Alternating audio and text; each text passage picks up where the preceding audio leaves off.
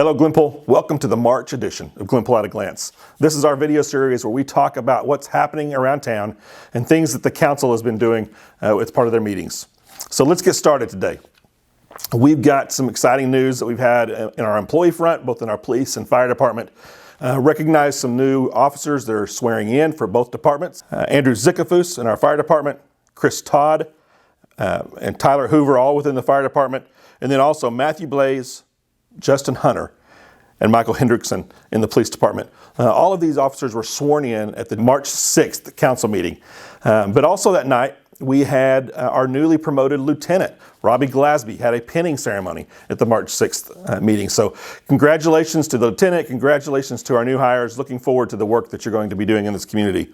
But finally, also at our March 6th council meeting, we recognized Corporal Taylor Mitchell. He was instrumental in the design and in putting forth our brand new patrol car and outfitted here in the community that honors the veterans of Glenpool. So great event.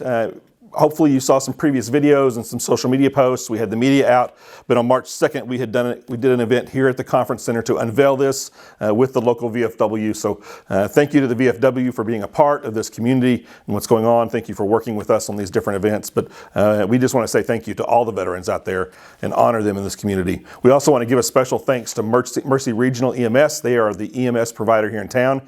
They provided a $5,000 donation to the city a little bit earlier this year, and so we were able to take that money and use it to help offset some of the costs for the decaling for this vehicle. So it's a great vehicle. Just want to say thank you to Taylor and the work that he did there in the police department to get this up and going and recognize a good deed that we've got here at the city. A couple of other things that I want to touch on really quickly. We've been talking about Kendallwood South Park and the work that we're doing there. That grant project is ongoing. So at the March 6th meeting, the council approved bids for concrete work there. And so they're doing some demolition of some fencing, upgrading the parking areas, adding some new parking to the site, and redoing some sidewalks within the park. So that bid package was approved at the March 6th meeting, and we expect work to start a little bit later this month. We've still got a couple of things we've got to work through on the paperwork side of that. As with all government agencies, we've got a lot of paperwork sometimes that happens, but specifically here with grant dollars, federal grant dollars. So as we finish that up, hopefully the end of this month, you will start to see some work happening at Kendallwood Park South. The other big thing that I want to mention is the 151st Street corridor, Highway 67 corridor study. We've talked about that off and on for the past several months. That corridor study is still underway.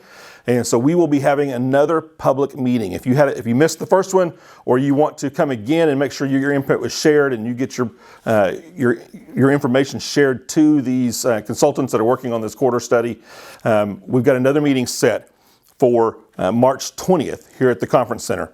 So March 20th, it's a Monday night from 6 p.m. to 8 p.m. We will have another public meeting. Get a chance to get updated on where the corridor study is at, what they have learned so far about this, where you see those problem areas and what they're doing to address those as part of their study. We'd love to hear from the public. This is the whole point of these types of corridor studies, is to make sure that we're getting lots of public input. And Glenpool, you guys did great on the first go around. We had a lot of different people show up to the meetings, as well as fill out the surveys that were a part of this online. So pay attention to our social media pages. We'll have more information coming out soon on this, but mark your calendars, March 20th. Just real quickly, City Hall will be closed on April 7th for Good Friday. So be aware of that. That's a Good Friday holiday will be closed, but otherwise, you guys have a great month. We'll see you again next month for Conversations with the City.